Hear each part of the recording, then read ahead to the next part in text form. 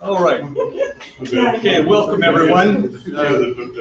Thank you for coming out today, this Saturday, the 25th of June, 2016. This is a meeting being held in Lake City, next door, virtually next door to the Johnson Space Center. And the theme of this is really opening up the age of reason, moving from closed world to an open world. We'll be hearing from Kesha Rogers with the LaRouche Political Action Committee, former Democratic, not only candidate, but nominee for Congress in the 22nd District twice and candidate for U.S. Senate, and Megan Beets from the LaRouche Science Team.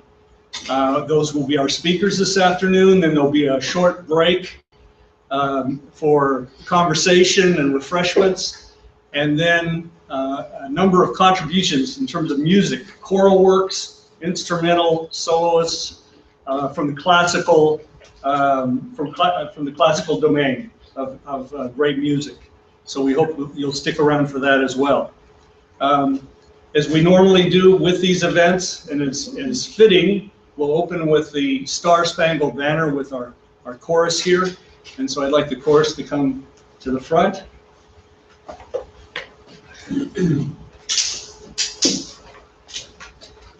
And if you will, please rise. Thank you.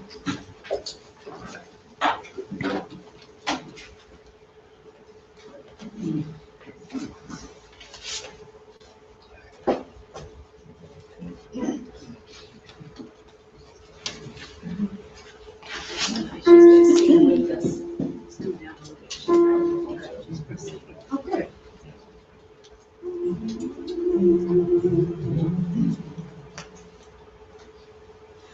Oh, say can you see by the dawn's early light what so proudly we hailed at the twilight's last gleaming, whose broad stripes and bright stars through the perilous fight o'er the ramparts we watched were so gallantly streaming, and the rocket's red glare, the bombs bursting in air, gave proof through the night that our flag was still there. Oh, say does that star-spangled banner yet wave o'er the land of the brave and the home of the brave? On the shore dimly seen through the mist of the deep, where the foe's haughty host in dread silence reposes, what is that which the breeze o'er the towering steep, as if fitfully blows, half conceals, half discloses? Now it dashes the green of the morning's first beam, little glory reflected, now shines on the stream.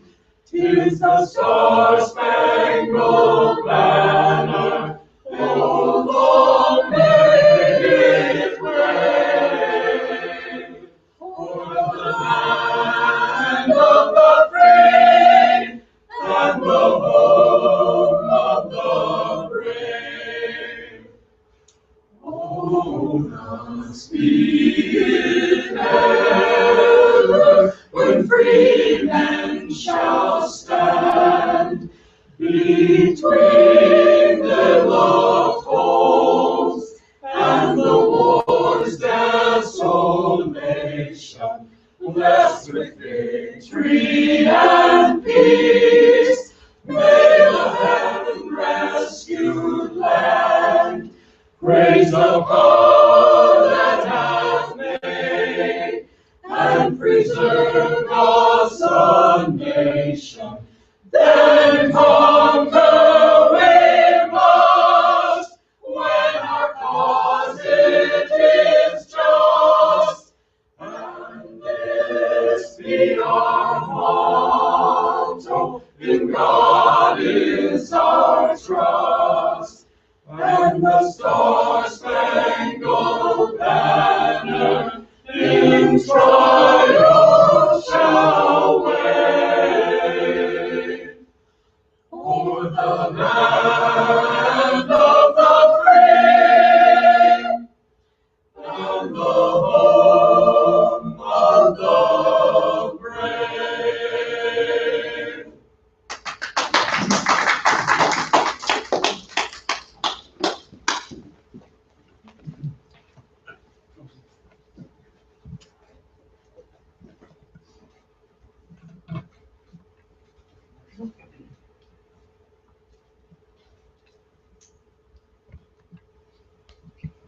All right, thank you.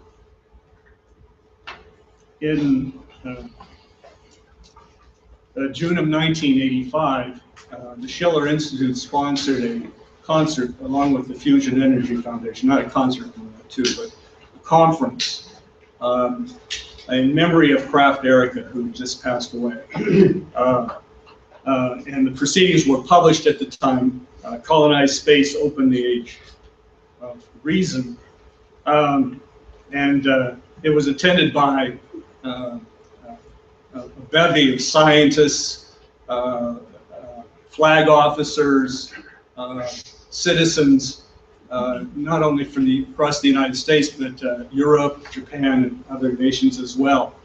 One of the contributors to that event was Herman Oberth, the great founding rocket scientist, one of the three really fathers of rocketry and rocket science. And I'm just going to read a few just very short parts of his greetings to the conference. He starts out, "I have a great interest in the conceptions of my very dear and esteemed colleague Krafft Ehricke for the exploitation and settlement of the moon and space by men. I am of the opinion, as my colleague Krafft Ehricke, that space flight technologies can overcome all of the apparent limits of our present existence on Earth. Lack of energy, scarcity of resources, environmental pollution, scarcity of food, and provide for an expansion of human population. This would presuppose, of course, that the willingness to conduct war in our democratic era immediately ceases, and it becomes possible to create the conditions of justice, which alone are guarantees of peace. To stop the willingness to conduct war, knowledge and the correction of psychological and sociological aberrations are necessary." And I really think that frames today, 31 years later, almost to the day, those comments. We're at a moment where we really are in a situation of two systems being before the world, as Helga LaRouche put it. And they really do correspond to what Krafft Ehricke, the great German-American rocket scientist, counterposed as the closed and open worlds. We'll be speaking much more about that today. My purpose here now is to quickly summarize the world as it is at the moment, and therefore set the stage, shall we say. Right now in Berlin, Germany, an international conference is occurring, being held by the Schiller Institute, with important representation from nations around the world, from all the continents of the world. And we'll be publishing, and videotapes and so forth will be available on our website of those proceedings. It was keynoted by Helga LaRouche, and she started by saying, it really echoes Oberth as well as Krafft Ehricke. Mankind faces a grand future if we survive the fate of the dinosaurs.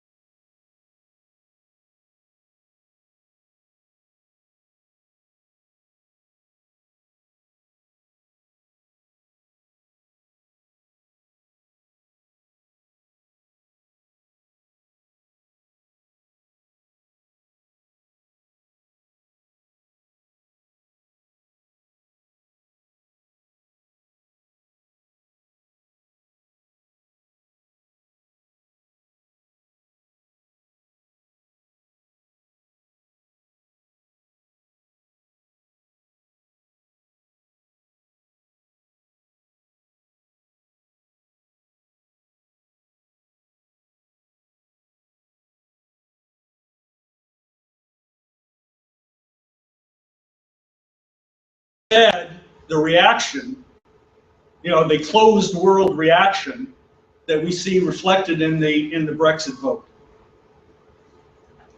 So this is an outcome not of the Brexit vote. It's an outcome of the Obama administration policies and the nations, the leadership or lack of leadership in Europe, which has fueled this process and continue to support it, including supporting these wars. And so in that sense, you could say we are reaping what we sowed. Now there's a reaction to that. There's a response to that, I should say, a reasoned response.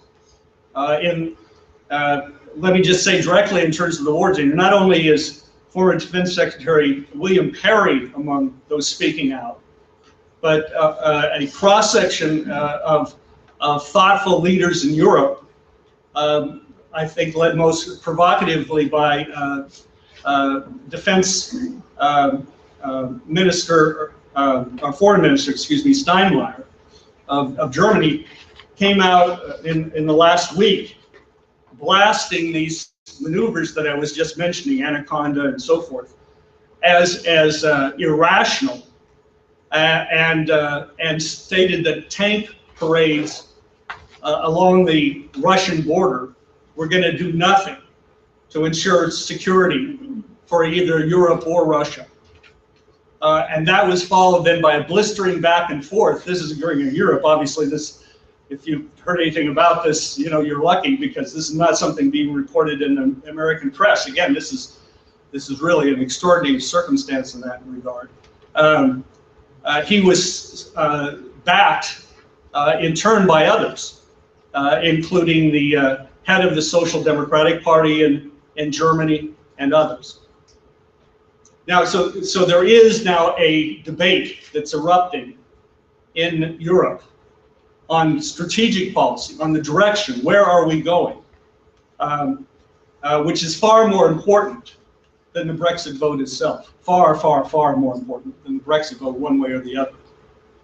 Now, there's also been the other side of this, the open world side of this, in broader terms, and what really frames Steinmeier's intervention as Foreign Minister of Germany, is the process of the New Silk Road and Eurasian Land Bridge, the One Belt, One Road policy of Xi Jinping and the Chinese government, the People's Republic of China, and the corresponding policies of Putin, Vladimir Putin, and the Russian government, which began with or among other major aspects of it, was the intervention into Syria directly to take on ISIS, to prove that they could be beaten, which changed a lot in the international dynamic.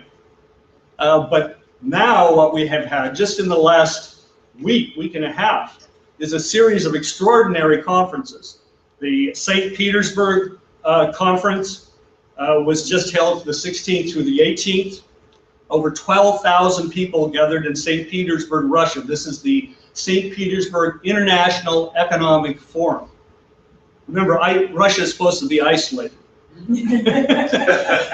And 12,000, not just people, but 12,000 12,000 representatives of governments, corporations, and others were there, the press, to take part in this multi-day conference, which signed over 12 to $14 billion in business-to-business deals, as well as all sorts of panel discussions, panel conferences on economic development, cooperation in economic development. The Russia-Japan conference, or panel of the conference, had 6 business executives from Japan participating. Again, Russia's supposed to be isolated. India, 4 top business executives took part on the panel on Russia-India economic development. I should mention that Abe, the Prime Minister of Japan, will be going in September to Vladivostok to attend the international conference there on the development of the Far East, which many other countries from throughout the region are participating in. But this is a shift since Sochi, since Avi met with Prime Minister Putin in Sochi, Russia, back a month ago. This is just a taste of what has gone on there. Then there was the conference in Uzbekistan, in Tashkent, just the last couple of days, concluding yesterday, of what's called the Shanghai Cooperation Organization, which is probably off the radar screen of most people here, maybe less so here in this room, but in terms of the American people as a whole. But the Shanghai Cooperation Organization, which is Russia, it's the STAN countries, Kazakhstan, Kyrgyzstan, Tajikistan, and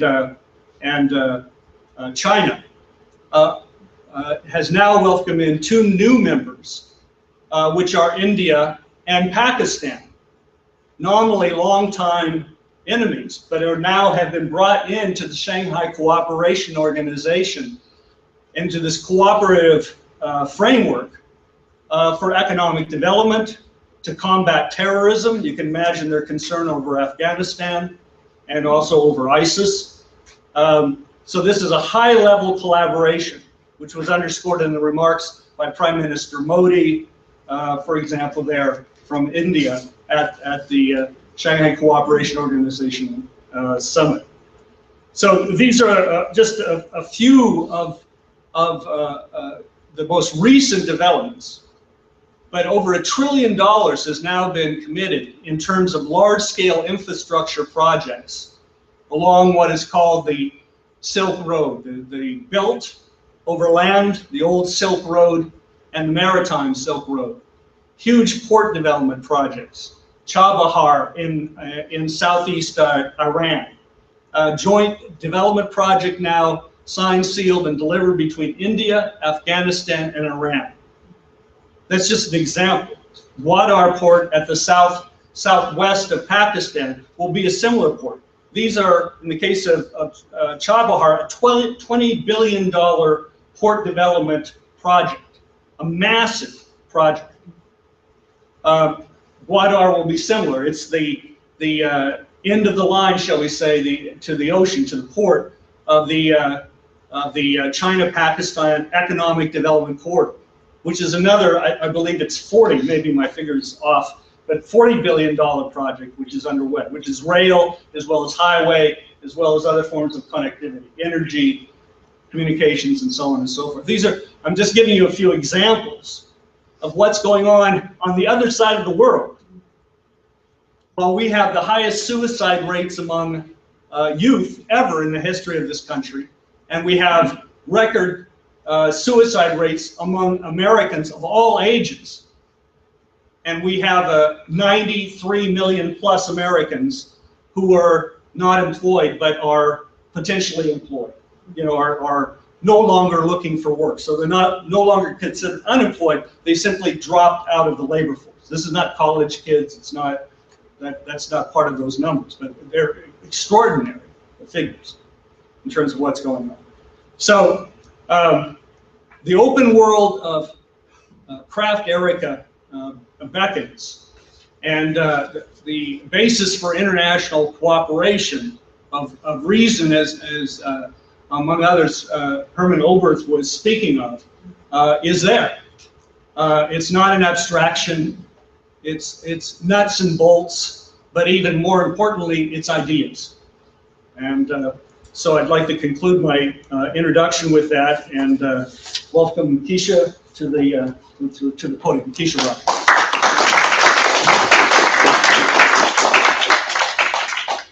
Okay, thank you very much, Brian. That was a tremendous introduction and an optimistic one as well.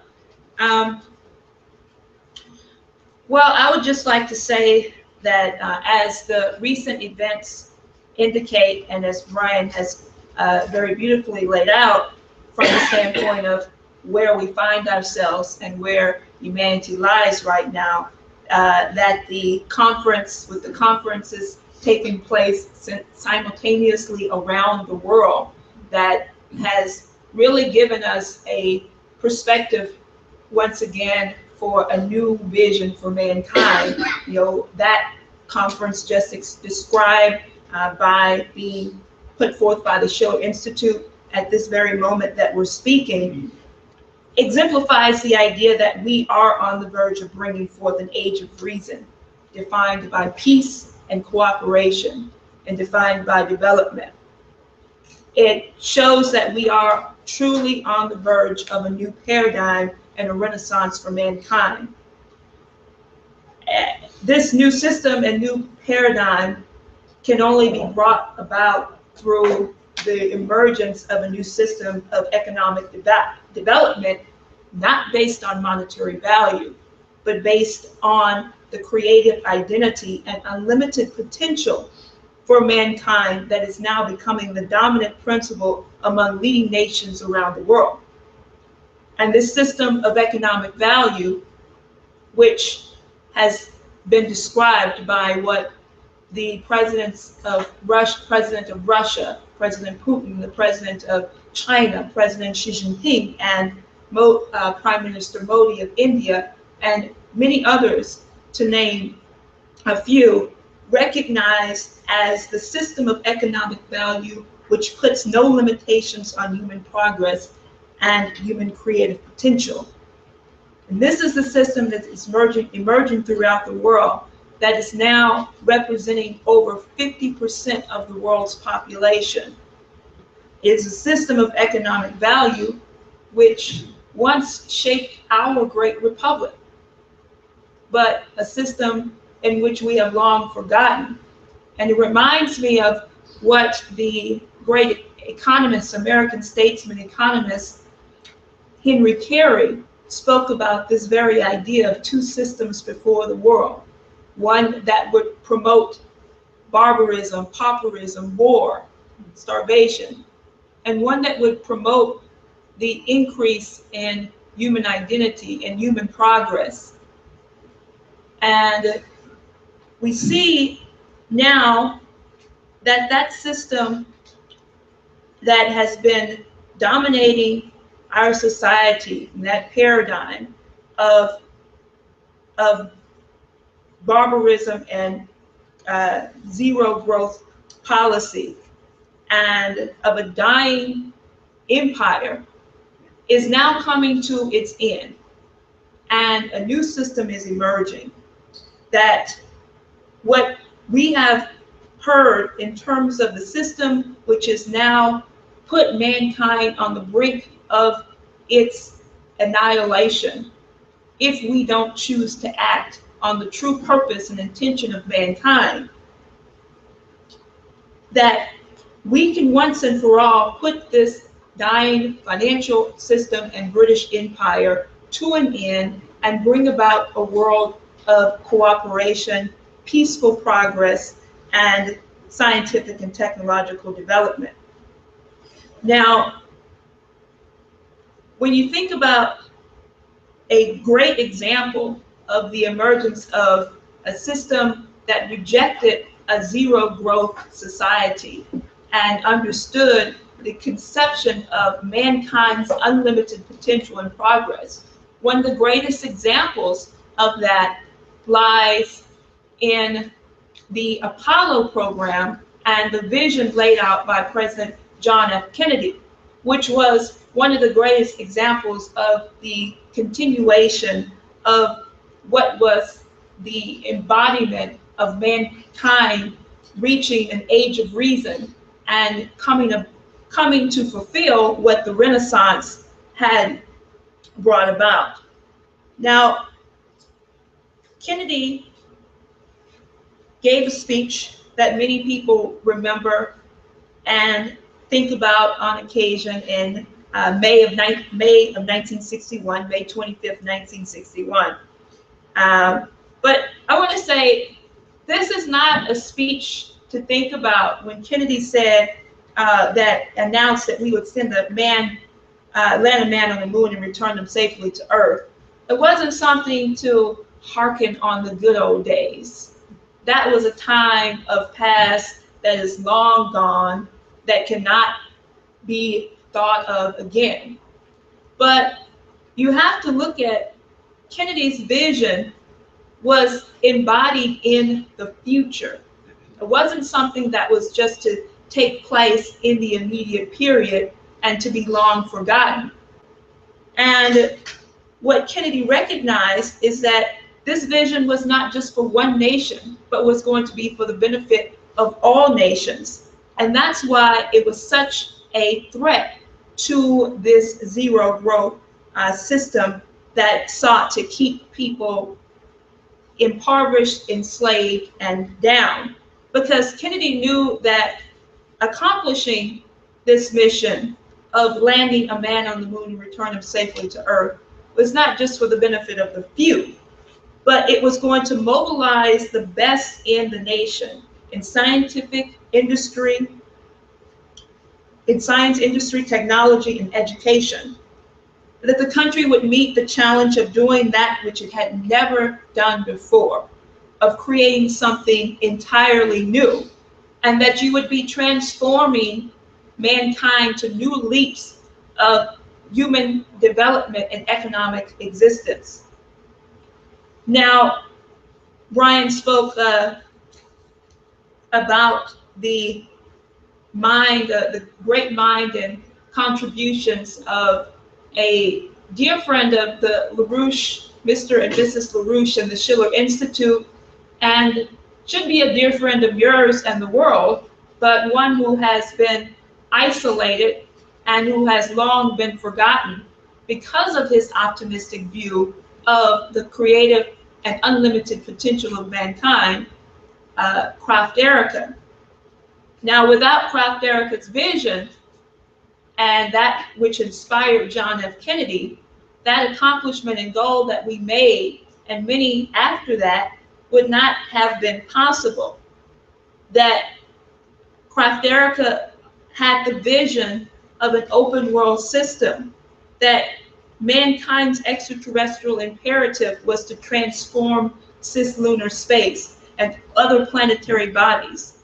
But this only could come about with a rejection to a limitation of a zero growth system, and a system that said that mankind is confined to a single planet of limited resources that we have to continue to fight over. Now, very inspiring speech that Krafft Ehricke gave was 5 years after the anniversary of the landing on the moon, the 5th anniversary of the lunar landing. And in this speech, Krafft Ehricke exemplified everything that he dedicated his life to, capturing the true essence of mankind's destiny in the open world of space. Space, as he understood, was mankind's extraterrestrial imperative. Now, when you think about that, that's not just a catchy slogan for all the space buffs and gurus and so forth, but it had a fundamental implication, extraterrestrial imperative, that was embodied and rooted in a philosophical and principled battle over the unlimited potential of mankind and human progress. And it was this battle that Krafft Ehricke waged at a very time when the space program, just as it is today, was under brutal attack. And during the time that Krafft Ehricke was putting forth his extraterrestrial imperative and the consequences of an open versus a closed world system, he realized that the dominant policy and the dominant paradigm which was taking place at that point in time was one of a system that posed limitations on mankind's progress, a system that thought of human beings as nothing more than the multiplication of mindless lilies in a pond. That is what Krafft Ehricke took on, and that system that he waged war against when you look at the fact that at the very time that we launched the Apollo mission, there was a major battle going on to put a stop to it. There was the emergence of the no limits to growth environmentalist agenda. There was the emergence of the policies for financial warfare against the space program and what it represented.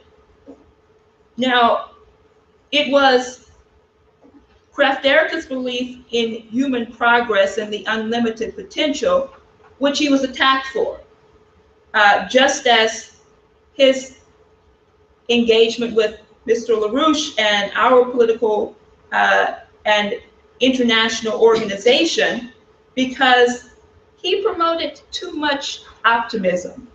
He had a different view of mankind, which he sought, which he understood would be the only conception of human beings that could bring about an age of reason.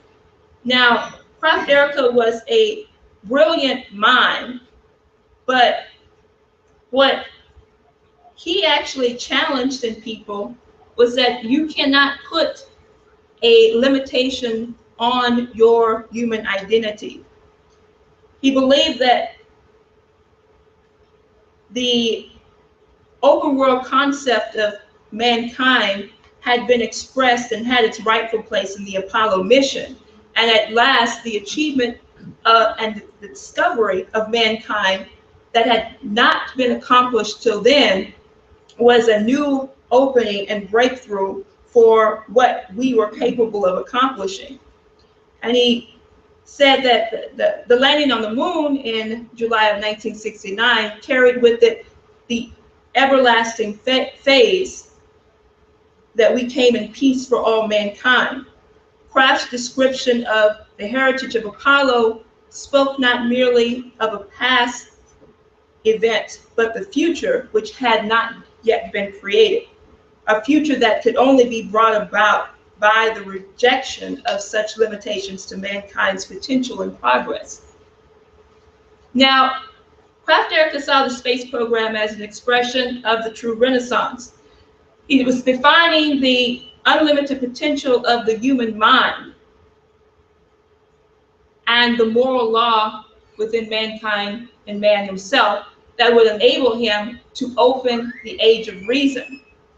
And I think he laid out the anthropology of astronautics in 1957, which really was the embodiment and shaping of the principle of what the space program really represents, but not just the space program, but a principle by which mankind should actually live, which states in first law that nobody and nothing under the natural laws of the universe impose limitations on man except man himself.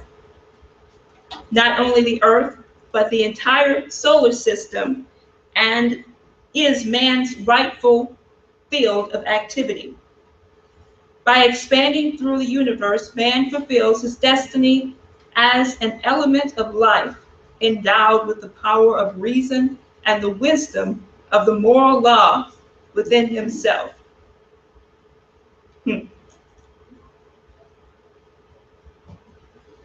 Now, that's a person who really lived in the future and who knew that mankind had a destiny not to be confined to one small planet. I find this, he really puts forth this destiny in the heritage of Apollo, where he takes your imagination and the understanding of what we have to do, what our destiny is in exploring and conquering and actually transforming our galaxy. And he says, and people just don't think this way anymore, quote, "Earth is not an isolated spaceship, but travels in the convoy of our star, luxurious passenger liner, floating through galactic space along a giant power station and many freighters. Let us not tear up the stateroom furniture to use it for resources. We can board the freighters. It was done on July 20th, 1969. The human dimension of Apollo's heritage is a message of hope and confidence, of growth and fulfillment, of human potential, in brief, of a greater and potentially better world if we choose to make it so. End quote. Now, that optimistic view of mankind's destiny was not one shared and continues not to be one shared by those who continue to push a anti-science, limits to growth, neo-Malthusian view of man, that we are confined to one small planet fighting over limited resources. And it exists today. That is the fight that we're up against right now. And what you see is that the targeting of the space program has been rooted in this promotion of pessimism and cultural degeneracy. When we examine the criminal targeting of our space program, as was stated earlier, in the United States, under the atrocious cuts and attack by President Obama and the attacks of the manned space program, most people want to make this a matter of monetary value, or a question of, oh, there's not enough money, we have to take these cuts. But that is not the target.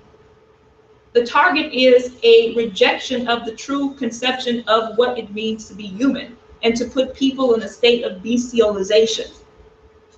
And that's what the scientific community has to come to understand too, that this is a war over the minds and the souls of mankind and human progress, and which is absolutely necessary to lift the population of the United States and the world out of the slumps of despair. And as Brian said earlier, this is what you get when you have a society which has been the optimism, which actually gives people a sense that they can accomplish anything, is completely taken away from a society. And that's what has happened to our space program. It's not a matter of, did you agree with this policy? Was this policy any good or not any good? The question is, what is the real intention rooted in right now? And the intention is that the optimism that the space program brings about is a danger to this zero growth system. And Krafft Ehricke attacks this intent, which has been the basis of the targeting of our space program, by promoting that mankind has the capacity for unlimited growth. And he contrasts this conception of the multiplication of mankind like lilies in a pond to the increase in knowledge, in wisdom, in the capacity to grow in new ways. That's what you're seeing right now emerging in the Trans-Pacific, in the Asia-Pacific regions, in China, uplifting over 600 million people from poverty and more, uplifting the world. What are we doing here in the United States? What has happened to us? Now, the point is that you can't have a renaissance in a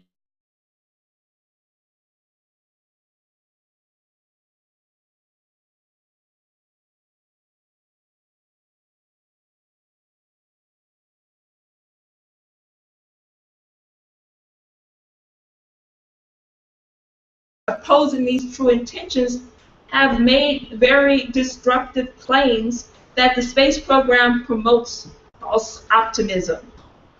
that it promotes the idea that good can come from scientific progress.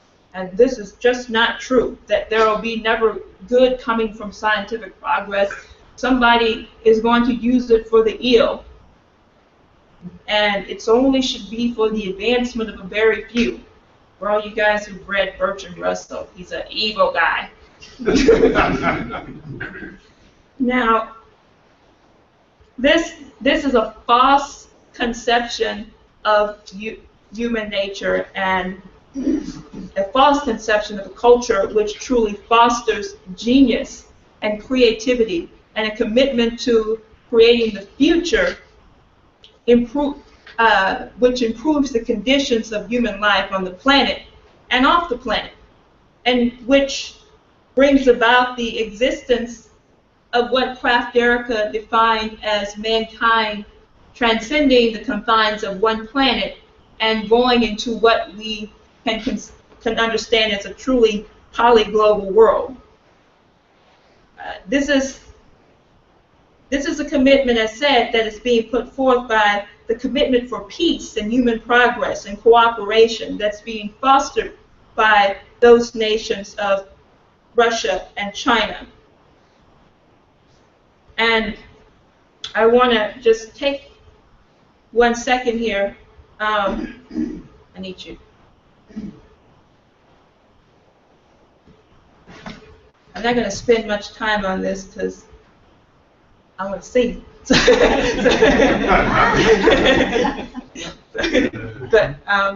the open system.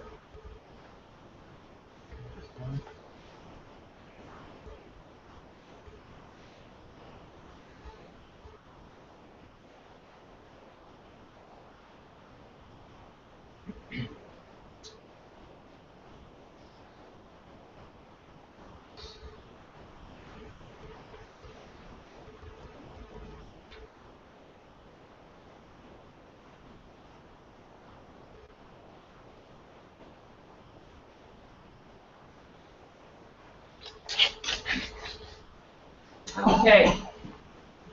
So, as said, has been stated, Krafft Ehricke understood that there were consequences of mankind's actions.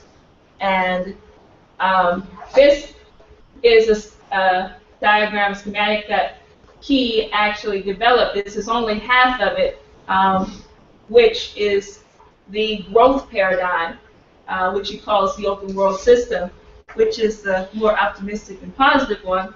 But it requires certain understanding of what it is that we have to reject in terms of what has been imposed on mankind's ability to create the type of expansion, technological developments, and a renaissance that truly rejects all limitations.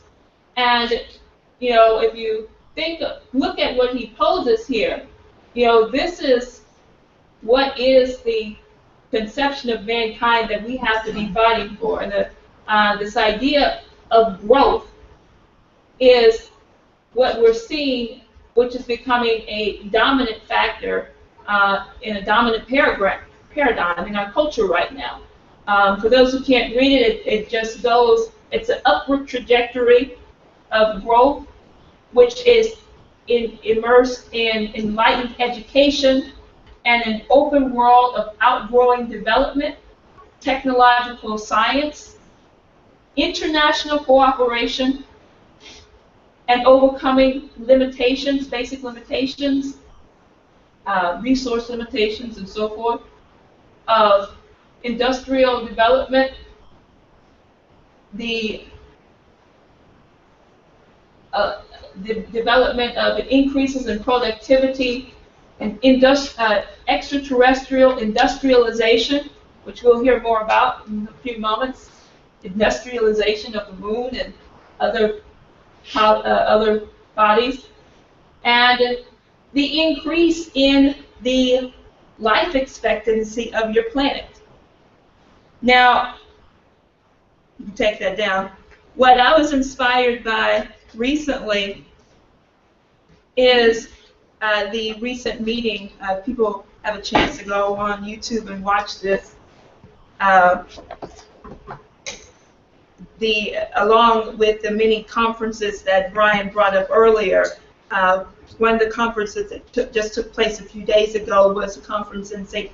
Petersburg, Russia, with Prime Minister Renzi of Italy, President Putin of Russia, and Nazarbayev of Uzbekistan.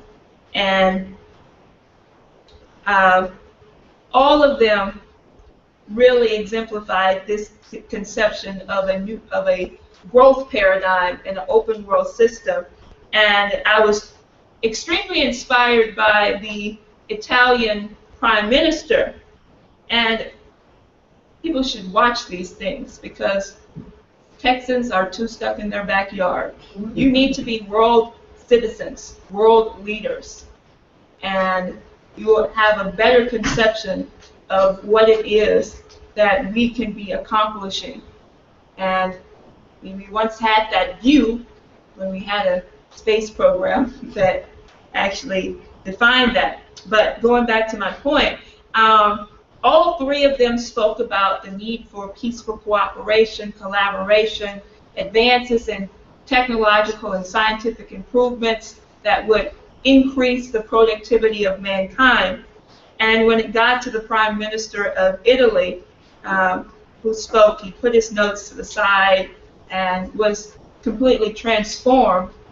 This is the meeting with 12,000, 16,000, there's a somewhere along there, people who were there that was supposed to be isolating, as Brian said, Russia. But people were extremely inspired, and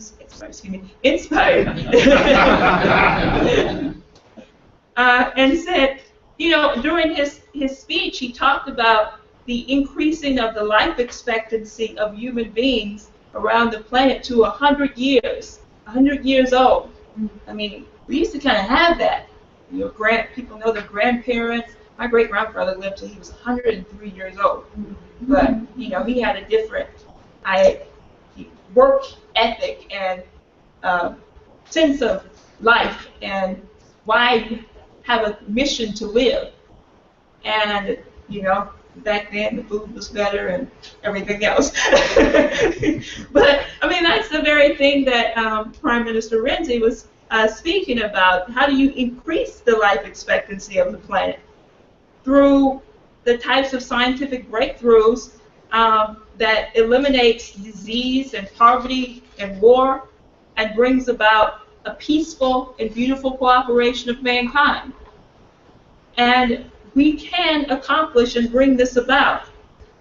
Now, this is what you're seeing very directly with the new commitment and cooperation around the space program, promoting peace among nations, which many agreements have been signed, including with Russia and China. Agreements of cooperation and exploration of space that we in the United States should be a part of. We in the United States should be working and collaborating with China as they're going to investigate and to do something that has never been accomplished by man before, by going to the far side of the moon and bringing the potential for mankind to new leaps.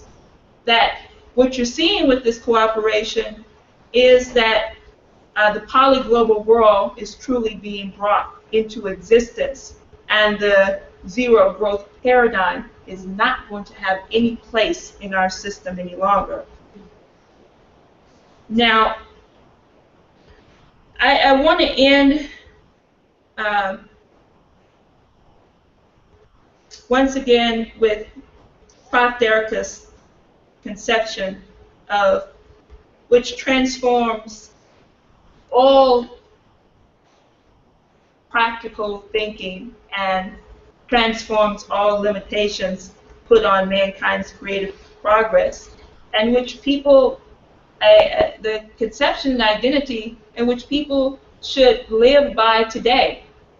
You know, a conception that went against just I'm living for the moment and for myself and for my own personal gratifications. That Krafft Ehricke made the point that he said, we come to understand that once, quote, Earth and world are no longer synonymous. We no longer live in a closed world of one planet inside a womb of a biosphere. Our world is no more closed than it is flat.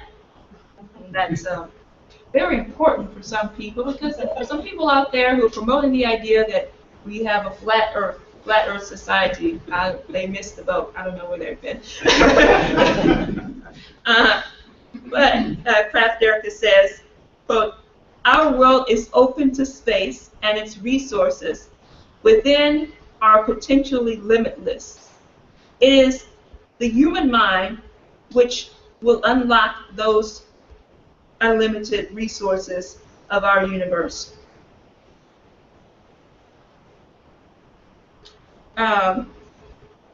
Now,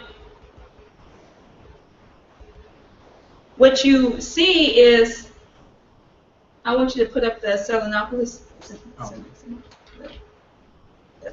Selenopolis.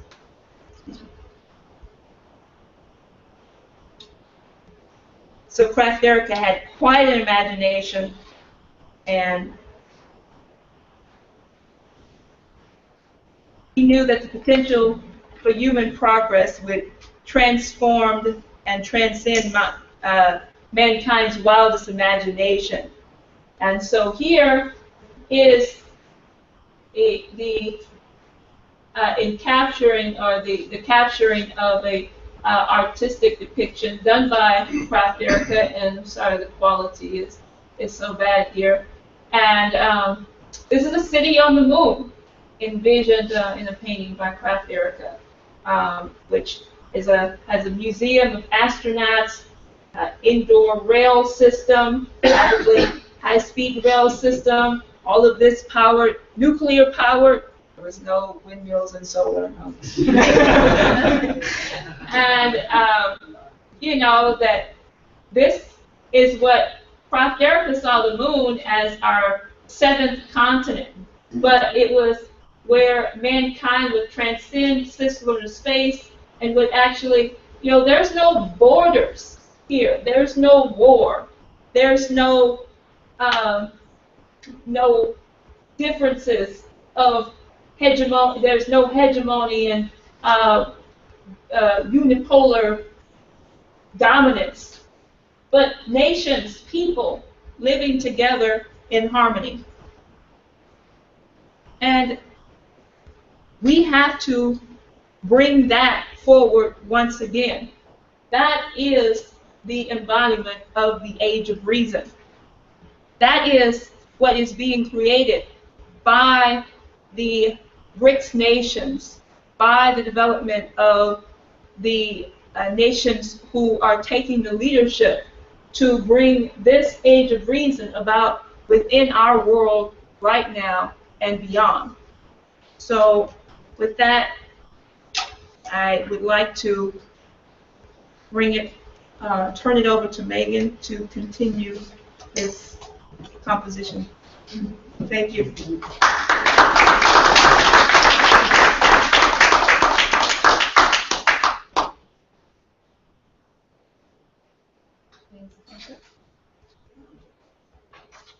So, I'd actually like to begin with an idea that was expressed, or maybe better said, even an observation, a scientific conclusion that was come to by a great thinker of the late 19th and early 20th century, a Russian, Vladimir Vernadsky. But you know, if we get the first slide.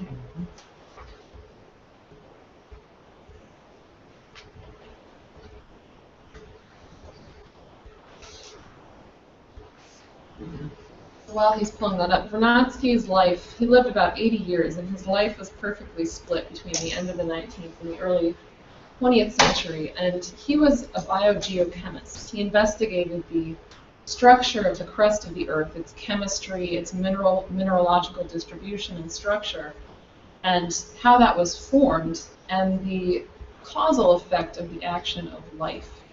on the geochemistry of the planet. So the next slide. Vernadsky said in 1925 in a paper called Human Autotrophy, we'll think about that for a minute, human autotrophy. He said, there exists now on the terrestrial surface a great geological force, perhaps cosmic. This force does not seem to be a new manifestation or a special form of energy, nor yet a pure and simple expression of known energy, but it exerts a profound and powerful influence on the course of energetic phenomena on the Earth's surface, and consequently has repercussions, smaller but undeniable, beyond the surface, on the existence of the planet itself. This force is human reason, the directed and controlled will of social man. So reason is a cosmic phenomenon. Now, I think perhaps the first example or embodiment of that truth about mankind in modern science comes to us from the work of Johannes Kepler, who is the first to demonstrate the coherence of human reason and the cosmos. Now, Kepler, you can pull the next slide up. Kepler lived in the late 16th, early 17th century. And he transformed the solar system from a bunch of dots of light across the celestial sphere, which we could observe and measure and predict the location of. He transformed the solar system from that to something physical, to a physical system which was moved by physical causality, physical principles.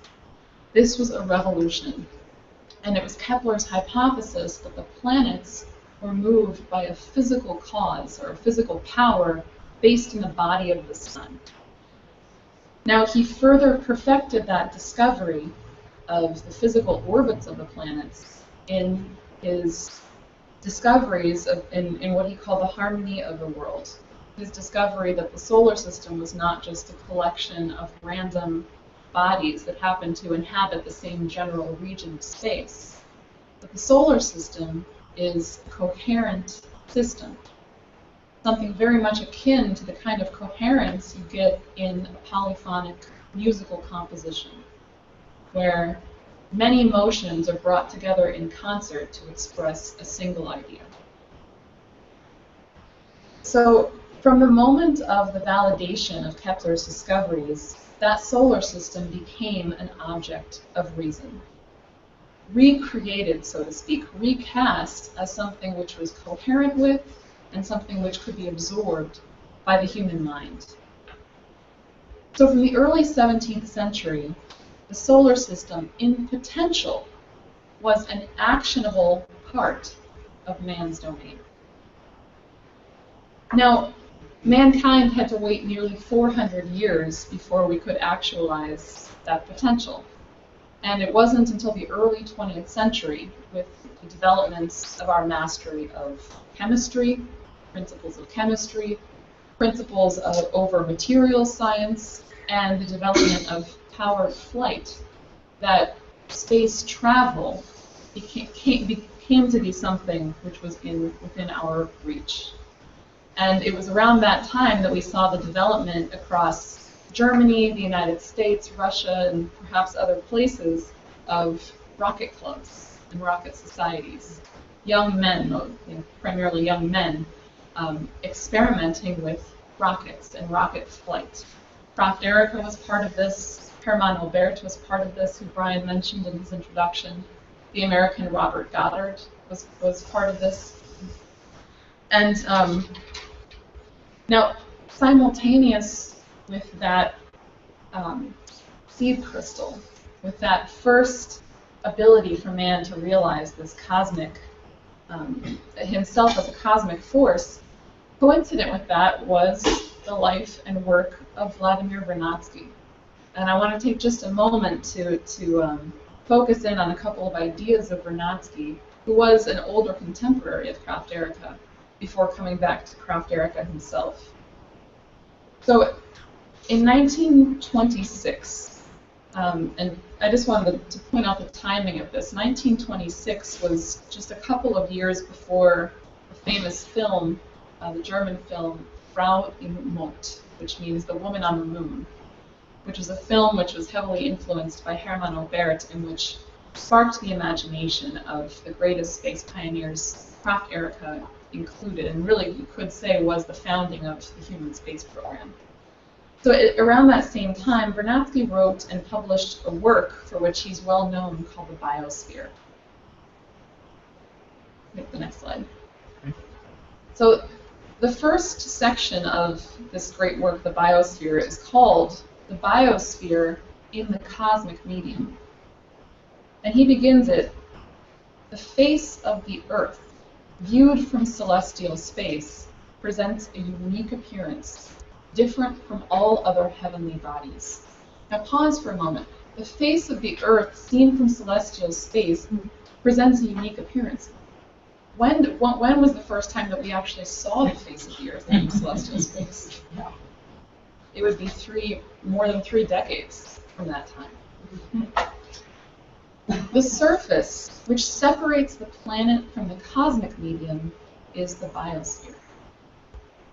A new character is imparted to the planet by this powerful cosmic force. Now he's referring to the radiation, primarily solar radiation, which strikes the Earth. The radiations that pour upon the Earth cause the biosphere to take on properties unknown to lifeless planetary surfaces, and thus transform the face of the Earth. Activated by radiation, the matter of the biosphere collects and redistributes solar energy and converts it ultimately into free energy, capable of doing work on Earth.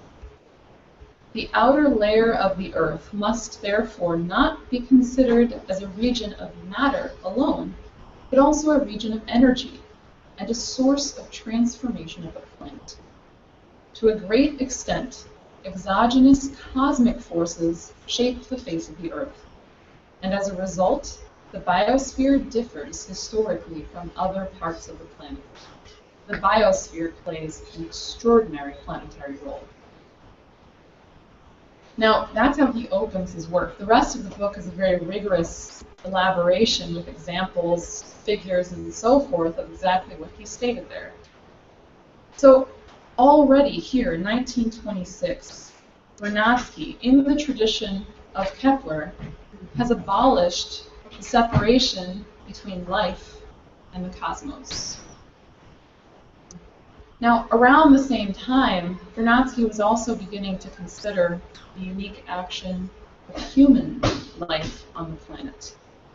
And what Vernadsky notes is that while life, living matter, transforms the face of the planet via its metabolism, via its ingestion of non-living and sometimes living matter, the transformation of that matter into new minerals, the depositing of these new minerals to shape the chemistry of the planet.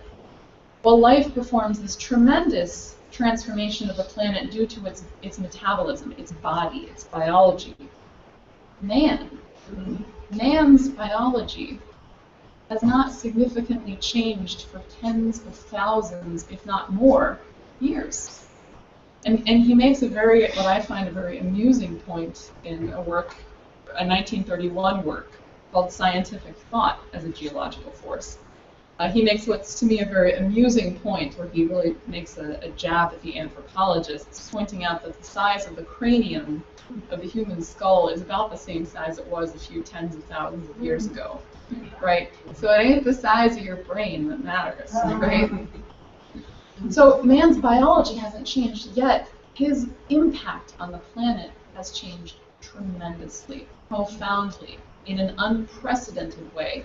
Compare the amount of material, both the amount quantitatively and then the quality of materials that we have a mastery over. Compare where mankind is able to live for how long he is able to live today to 100 years ago, 500, 1,000, 10,000.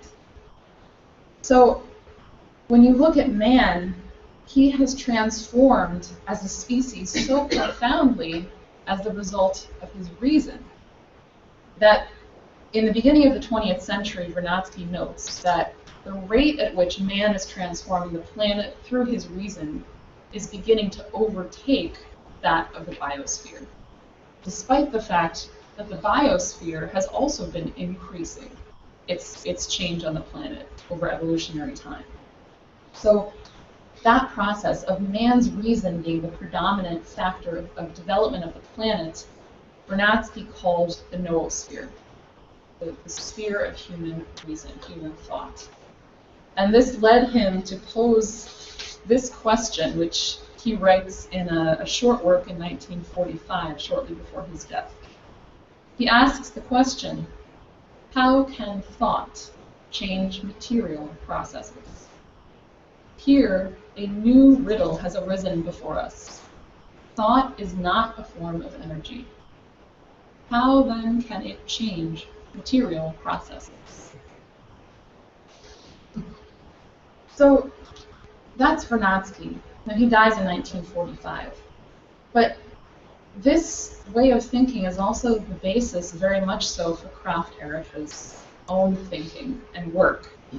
And Krafft Ehricke saw, independently from Vernadsky, as far as I know, Krafft Ehricke also saw that the development of life on Earth, the evolution of life on Earth, had been in an upward direction, in a direction of progress. And he notes that from the moment that life reached out from the surface of the Earth to the cosmic medium for its energy source by the development of the power of photosynthesis, life became a cosmic phenomenon. And that from the moment that this photosynthesis poisoned the atmosphere of Earth with oxygen, and then life developed technology to overcome that crisis, life laid the basis for the kinds of higher energy processes that made human intelligence possible. So Krafft Ehricke says in 1974, in his speech that Kesha referenced, The Heritage of Apollo, he said, he's referring to this oxygen catastrophe and life's solution. Oxygen no longer was a waste product, but it stimulated the evolution of animals, the creation of a stable biosphere through expansion into all regimes of the terrestrial environment, the development of sensors and the brain, and finally, the emergence of the human life form. Now, what Krafft Ehricke saw, as did Vernadsky, is that man, as an element of reason, is not subject inherently to anything which ties him to Earth.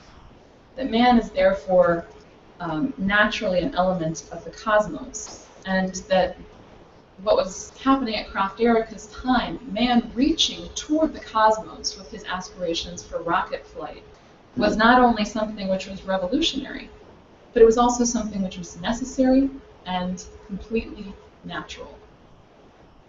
And he says, you can pull this up if you want. You don't have to turn the lights off, but you can pull up the next slide. Krafft says in the same speech from 1974, we are cosmic creatures by substance, by the energy on which we operate, and by the restless mind that ceaselessly metabolizes information from the infinitesimal to the infinite, and on the infrastructure of knowledge pursues its moral and social aspirations for a larger and better world against many odds. Through intelligences like ourselves, the universe, and we in it, move into the focus of self-recognition. Metal ore is turned into information processing computers, satellites, and deep space probes. And atoms are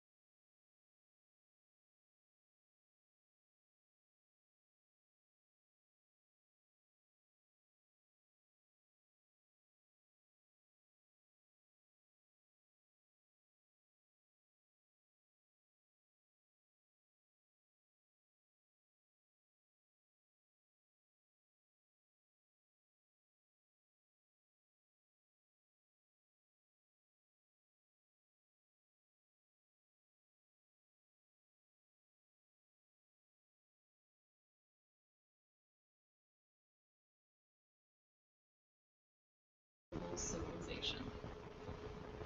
And in that paper, Krafft puts forward this idea about the moon. He says, "It is a seventh continent, almost as large as the Americas. It is large enough to support a civilization. It alone offers the opportunity to create a strong exo-industrial economy based on a highly advanced nuclear, cybernetic, and material processing technology, ultimately turning large parts of the once barren lunar surface into a lush oasis of life, capable even of exporting foodstuffs to orbiting installations, if not to Earth." So in this paper, which I would recommend to everyone to read, Krafft has a section entitled Lunar Development Strategy. And what he says there is this. He says, lunar industry should be viewed as an organism that over time evolves to progressively more complex capabilities and generates sufficiently strong foundations for expansion. Lunar industry must be broad-based and diverse if it is to last.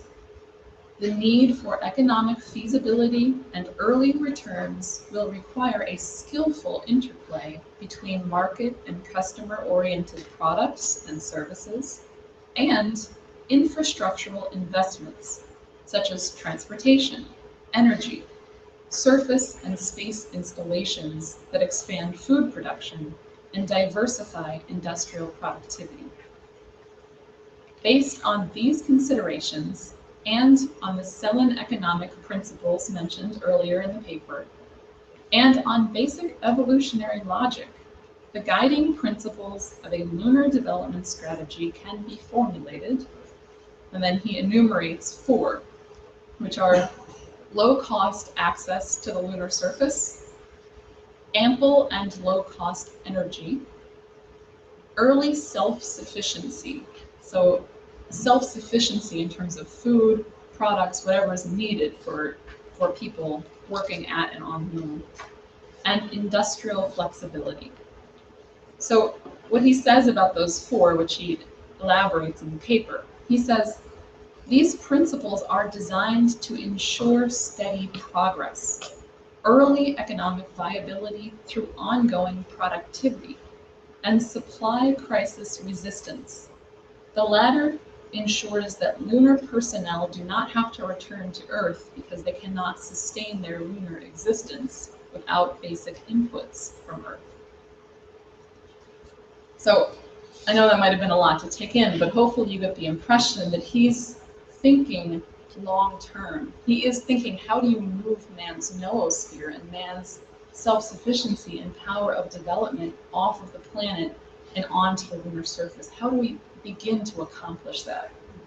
So to accomplish that, he lays out 5 stages of development. And he doesn't give a year by which each stage should be finished. He's not that specific, but he does give certain prerequisites of moving from one stage to the next.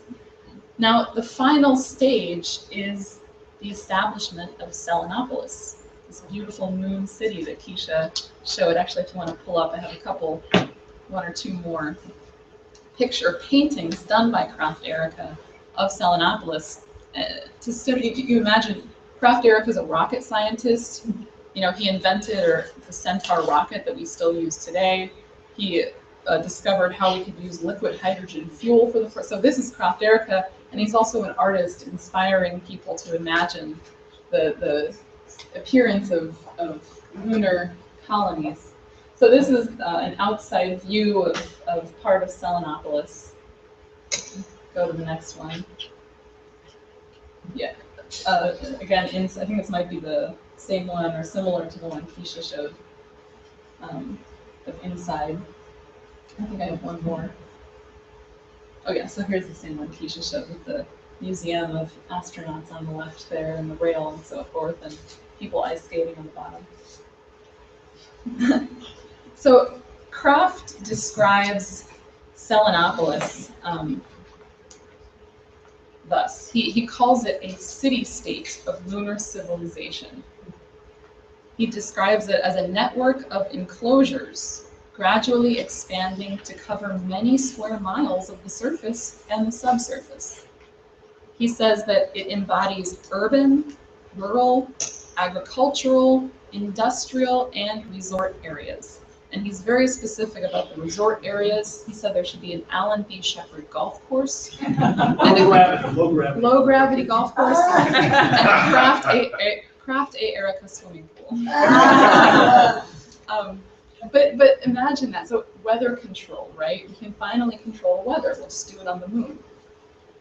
And then he says something very interesting about Selenopolis, the establishment of a true settlement on the moon. He says, Selenopolis and the selenosphere are a fully developed lunar world with a large population underwritten by industry. This stage of development is contingent upon a strong economic foundation, a very high degree of self-sufficiency, particularly in food production, and a powerful fusion energy base. Lunar civilization must not be in a receiver position vis-a-vis Earth. It must be economically self-determined to a large extent. This is really fun. Much will depend on lunar political status and the prospects by the end of the fourth development stage. Will this be a colony of Earth, part of the common heritage of terrestrial mankind? Or will it be an independent political entity, with Selenians in control of their own world? On the foundation of fusion power, the vast potential of the lunar economy renders the latter alternative possible and hence likely. Now, the establishment of this city-state of lunar civilization doesn't just come out of nowhere. You don't just slap up a multi-square-mile lunar city. He lays out, as I said, 4 prior development stages which are necessary to the possibility of establishing Selenopolis. And I just want to give a couple quick examples of what those include. They include the development of the full utilization of lunar resources.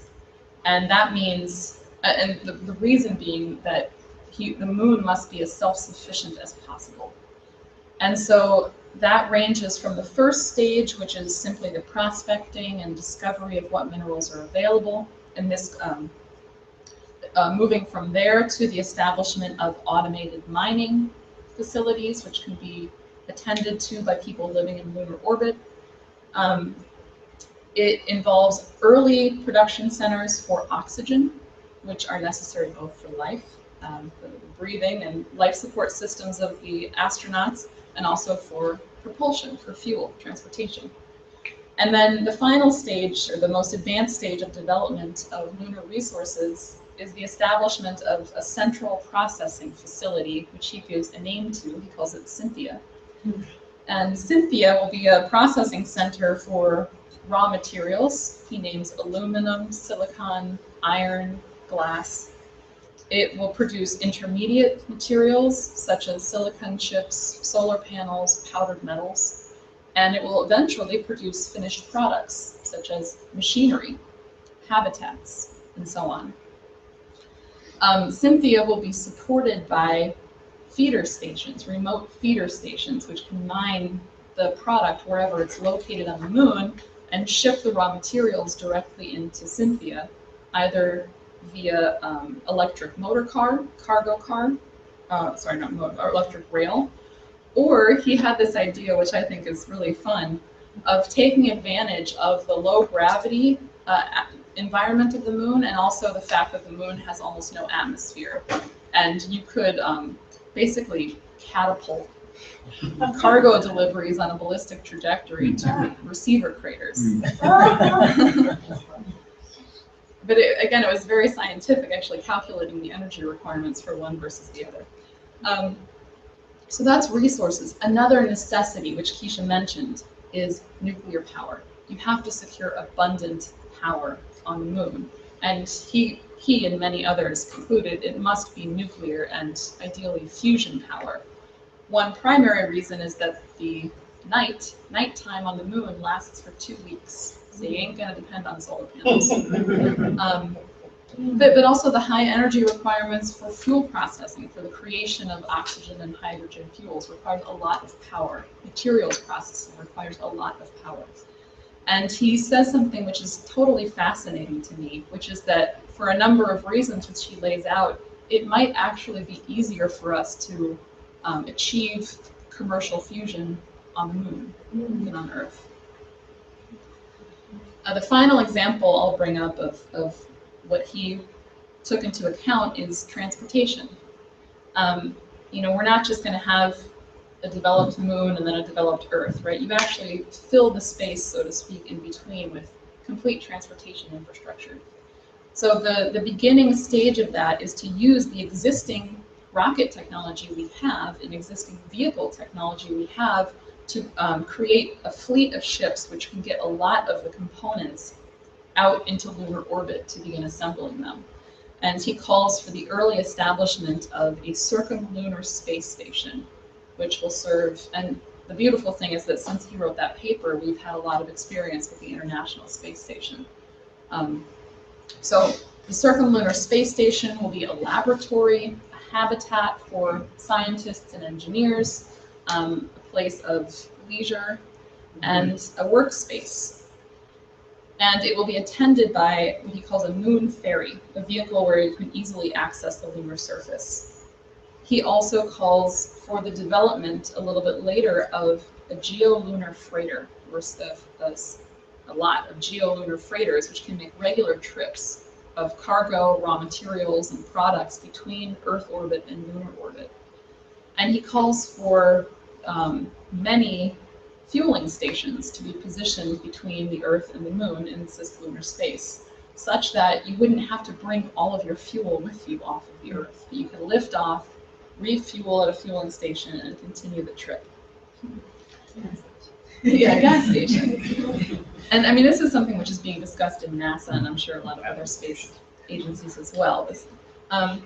Now, the final thing I want to mention, which I also find very fun, is he really took into account the most efficient use of energy and fuels. And one thing that actually takes a lot of fuel is landing on the lunar surface, powered descent. By powered descent, think about what Buzz Aldrin and Neil Armstrong had to do with their the LIM. They had to actually have rockets which would allow them to power down to the lunar surface. So Krafft Ehricke came up with the idea that you could, again, take advantage of the unique lunar environment to make what he called a slide landing. So the idea is that the moon has a unique terrain and it has a low gravity environment. So instead of powered descent, the vehicle would land on a long and flat runway and slide to a stop. And he said this: touchdown at velocities of up to 5,500 kilometers an hour, bring the lunar slide lander to a halt along an 80-kilometer long landing strip through the interaction with the glassy and sandy material. And this introduces a new branch of spaceflight dynamics, for which I propose the term perenodynamics, from the Latin word perenosis, sandy, which is sand, right? And he said, with that, you could actually reduce your fuel use by 90%.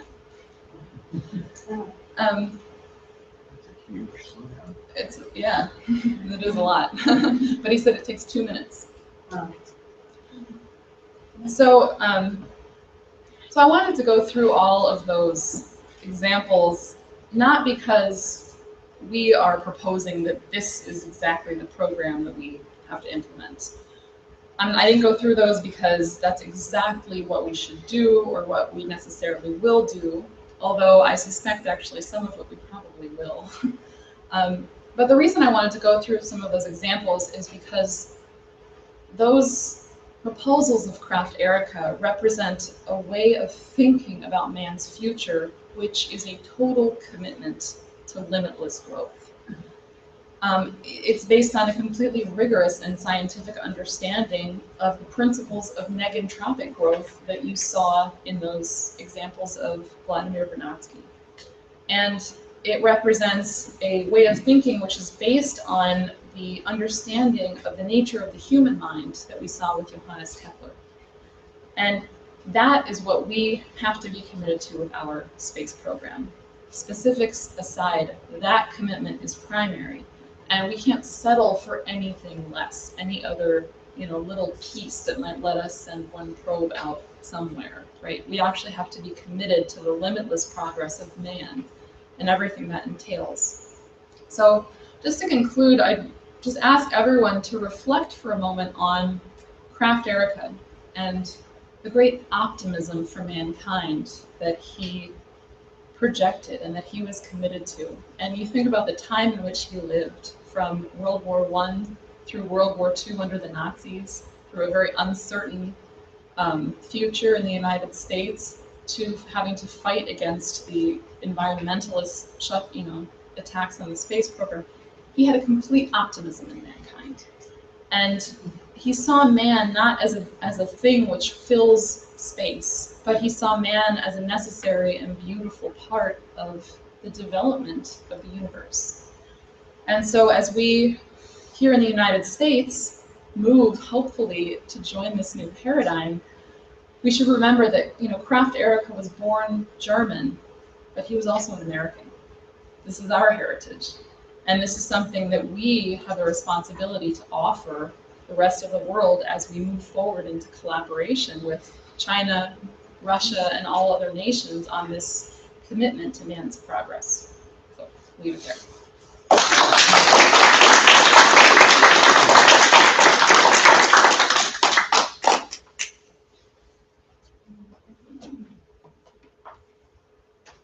Okay, we'll open it up for questions here. I just would like to add a couple of notes. First, today at 8 o'clock in the morning Eastern Time, the Long March 7 launched the first of the new family of rockets of the People's Republic of China. These are medium lift up to heavy lift as this family develops, and it's going to allow them to carry supplies and so forth up to their new space station, the enlarged space station, which will launch around 2020, 2022.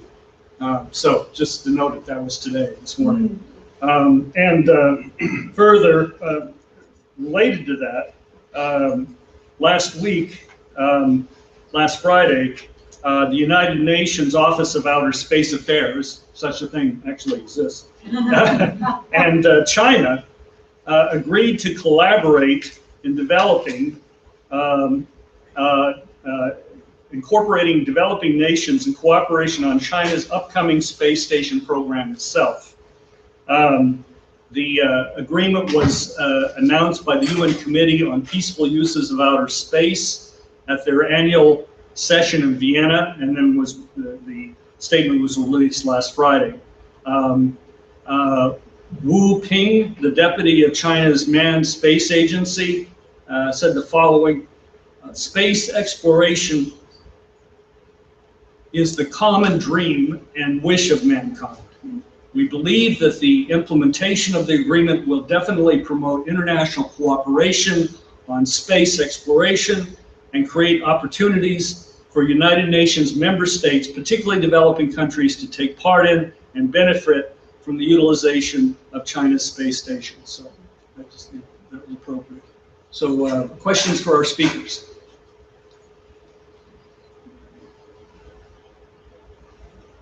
Disagreement?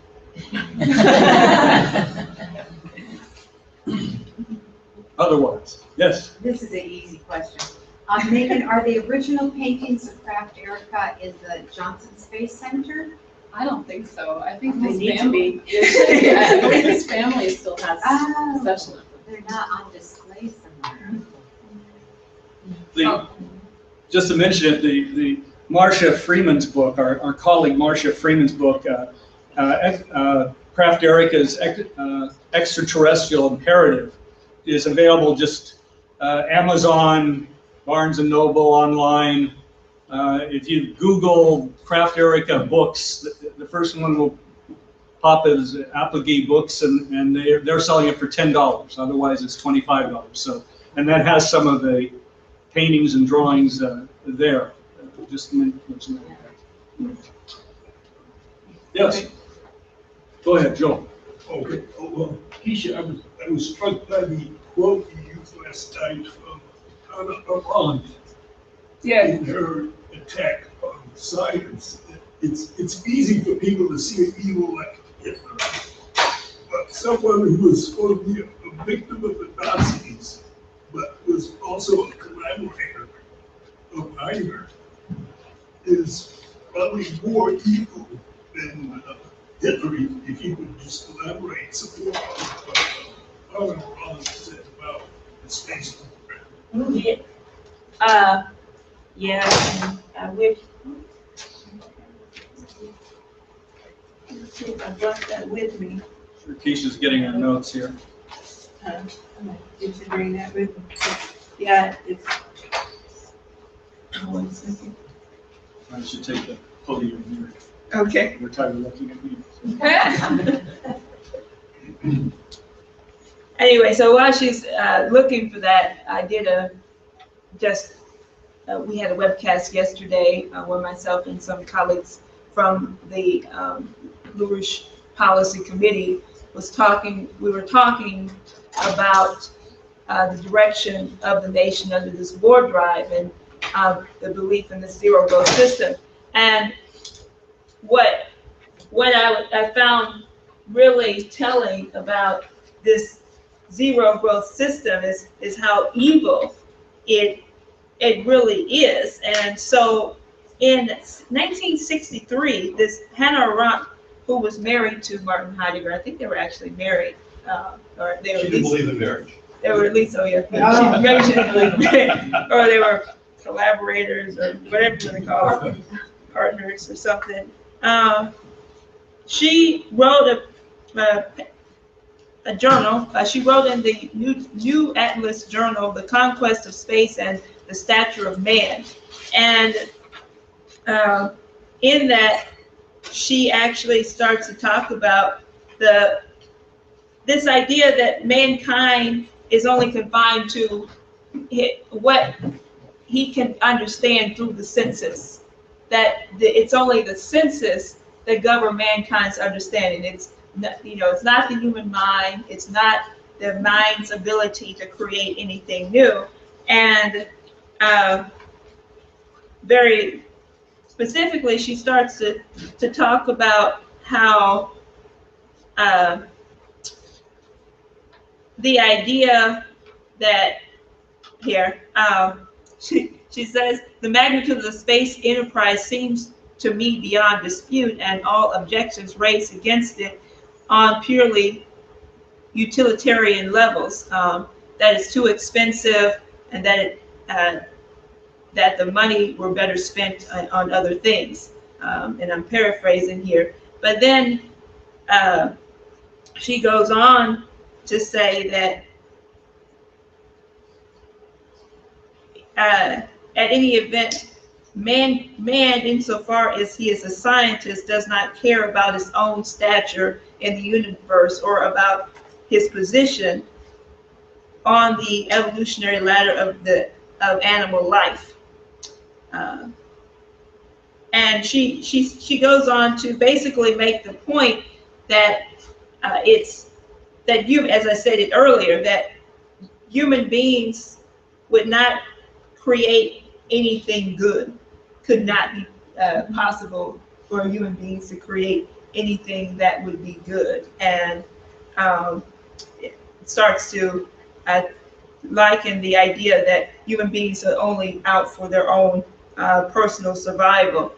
And I'm trying to find, she says that the simple fact that physicists split the atom without any hesitation the very moment they knew how to do it, although they realized full well the enormous destructive potentialities of this operation, demonstrates that the scientist does not even care about the survival of the human race or on Earth, or for that matter, about the survival of the planet itself.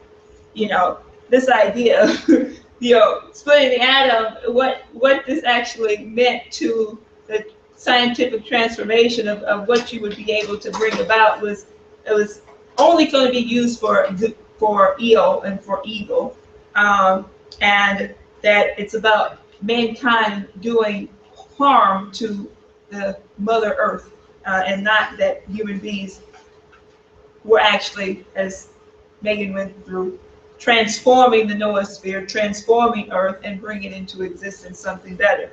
So it's very manipulative in its domain, but it really gets across this idea of that there is the fight, is the question of the nature of mankind. What is the true nature of mankind?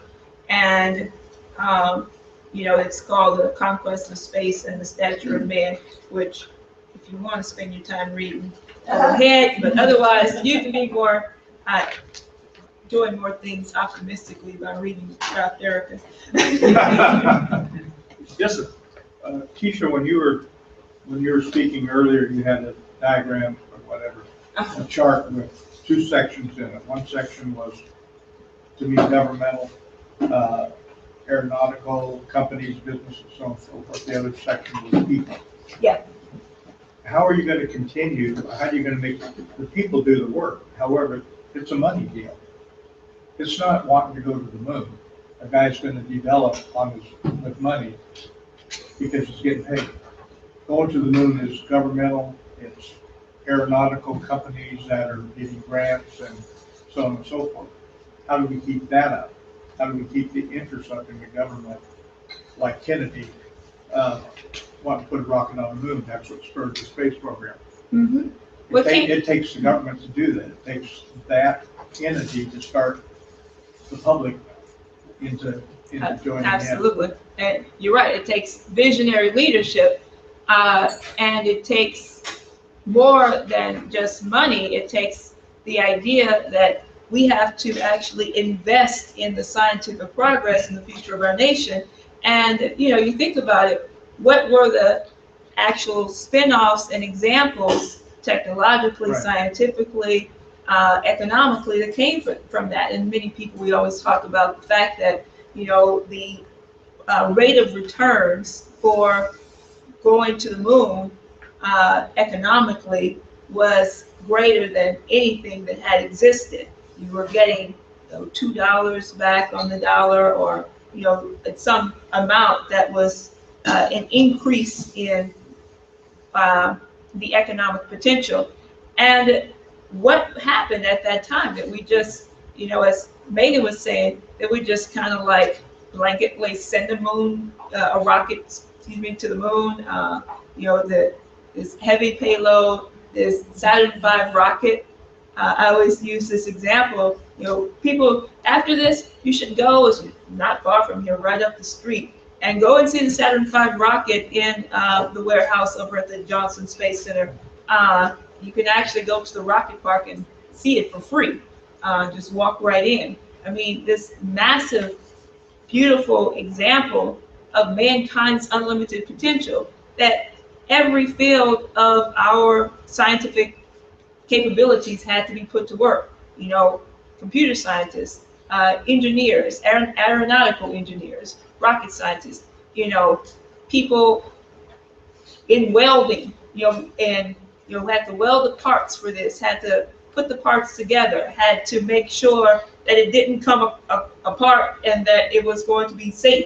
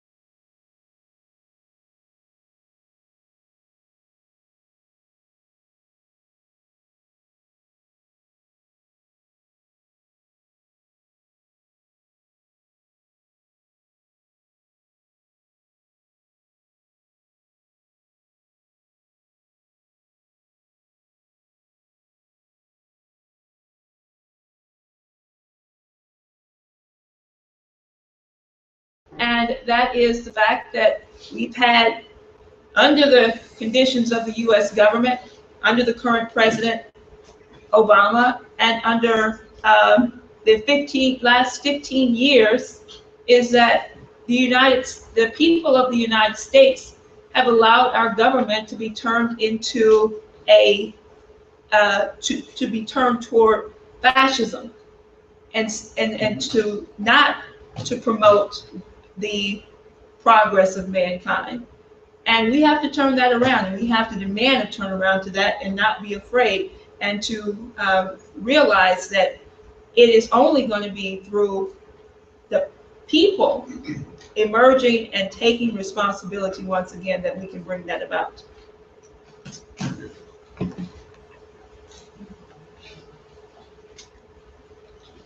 We have $1 trillion to spend upgrading our nuclear weapons. Yeah. Yeah. Point well taken. Yes. Mike? Yeah, when Kesha was reading the quotes from Hannah Arendt and ending on the note of how horrible it was that scientists didn't hesitate to split the atom, and what that led to. It reminded me, I can't remember whether it was the Air Force Academy commencement speech or Obama's statements in response to the Orlando killings, as it were. But he, as part of his main point, he said that war and conflict and violence of man against man has always been part of humanity. Hiroshima. Hiroshima. Yeah. And that's exactly the same sentiment or perversion of human history that Hannah Arendt represented. And it's ironic because here's the Nobel Prize winner who was given it after virtually 3 months after he assumed office, but every Tuesday who presides over deciding which alleged terrorist is going to be killed, and many of them are civilian casualties. The drone program. Right, drone program, right? And who is threatening, whether he intends to or not, but he probably doesn't care, nuclear war by his actions in regard to Russia and China. And here he is basically announcing to the world that there's nothing better in mankind than violence against each other. And then that also reminded me of his statement, I don't know, several years back when someone brought up fusion energy and he said, oh, we don't need that fancy and expensive form. We need nuclear power. So I think putting those two statements forward as in this current world situation, and then his rejection of the win-win policy of China and the Silk Road. And anybody who can deny that this man represents a threat to humanity and is a perversion of everything that this country's ever stood for needs to look at those statements and then reevaluate their opinion. I just wanted to bring that up as something for people to consider. And if you want to comment on this or anything. He's had war more than any other president we ever had. Well, I would just say if we look at the presidential candidates, we realize that's not a solution. So it really comes back to the American people and what we do to prompt our fellow Americans to engage once again, overcome their fears, and move our nation, into an open world. It's there, and if we can create, and that's the purpose of these meetings around the country, New York, San Francisco, here in Houston, is to prompt that kind of engagement by a growing number of Americans. It's overcoming this fear of the majority. By that I mean the fear of public opinion, which is manufactured. Let's not kid ourselves. So, but it doesn't take a majority. That's a silly argument. It takes people standing up and standing for the truth, speaking the truth, and reaching out to those immediately around them, reaching out to the people around ourselves, to organize them, to prompt them as well, and create in this process an engagement, a process of deliberation across the body politic. And I think, not to make too much of it, but the eruption in Europe around the Brexit and so forth, everyone knows it. People are angry, they're frustrated, they're fearful. what they need is, these ideas and to see a way in which they can make them a reality. And thank God we have what we have going now on the other side of the earth. We have collaborators, we have friends, and we can build a better world. Maybe one of you wants to come through. The only thing that I want to add to that is that the basis of what we're about to do next here in our musical presentations is what is required to transform the culture and the mindset that's needed right now to build this better world, because people have been living under a condition of fear and have gone along with the identity that human beings cannot create that which is beautiful. And what we'll find is a complete rejection to that idea in the power and the beauty of classical music and culture, and that culture which is necessary to foster today and to bring about at this very moment where the existence of mankind is being threatened, because that's the culture that nations who are representing this new paradigm understand is the only thing that is going to allow for this new conception of man to emerge. And it's something that has been, the embodiment of mankind going back to the Renaissance, as said. This idea of artistic, scientific, and creative discoveries. And it's a commitment and a understanding of that which is truthful, because we're not singing up here because it's nice and beautiful music. It is beautiful music, but more so because of what it represents for the transformation of mankind. And I mean, this is something that our organization with the Schiller Institute, the idea of Friedrich Schiller embodying the profound and ennoblement of mankind. How do you actually do that? You give them a sense of beauty, and we've lost that in our society right now. So as we think about the music and that you're going to hear here today, and then think about the stuff that you hear on the radio and stuff that some of you listen to every day, then you might want to change your idea about why it is that this music represents a uniqueness to the expression of who we really are. So, and the fight to free mankind from enslavement, as you will hear from some of the American Negro spirituals, African American spirituals, and also from some of the classical pieces and some of the patriotic pieces as well. So I'll leave it at that.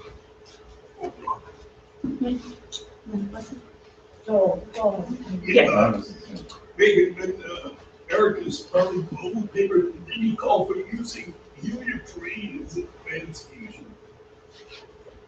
Yes, he did. Yes, he concludes we have to move to fusion as fast as it's feasible, recognizing in 1984 we hadn't yet developed fusion. And he recommended moving as soon as we could to helium-3, to using the fuel for the fusion reaction of helium-3 and deuterium, which is a kind of hydrogen. And at the time, Krafft didn't really seem, from what I've read in the paper, he didn't seem to know that the moon was an abundant source of helium-3 itself, but there was abundant helium-3 in the lunar soil. So he recommended manufacturing it from tritium, which is another fusion fuel, which we would have to import from the Earth to the moon. But I think he would probably be delighted to know that the moon itself is already a fuel depot for helium-3. So yeah, and that's what's beautiful about him, is he was not practical at all. He went right for what's the requirement. the requirement is, and what's the requirement and what is achievable in a certain, foreseeable future, not something which is so far in the future that it's not thinkable, right? So he was very far-reaching in that sense, yeah. And so he called for helium-3 and had a whole plan for how much you could manufacture based on the leftover process heat from this process. But yeah, I think he'd probably be happy to know that we can get it right from the soil. Yeah, just because you were talking about self-sufficiency on the moon, and think about the agricultural aspect. And we live in the part of the United States east of the 20-inch rainfall line, and almost anything will grow. And you would think that someplace like Illinois, Iowa, someplace like that, Ohio, would be the most productive agriculture in the country, but it's actually not. And it's counterintuitive because the most productive agriculture is in the desert. And it's because by man controlling the water input and the isolation of the agricultural area from weeds, since it's a desert, there's no weed seeds and things like that to contend with. But anyway, so if you were to think about that and extend that situation to the moon, on the moon you would have to have synthetic soil and synthetic atmosphere, plus you'd also have to have synthetic light, because you're probably not going to have a plant that's going to be able to survive without light, right?